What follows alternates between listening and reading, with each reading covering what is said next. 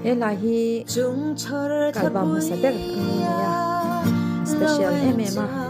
tuna hian atharin recording kan tum le a chuak thua ya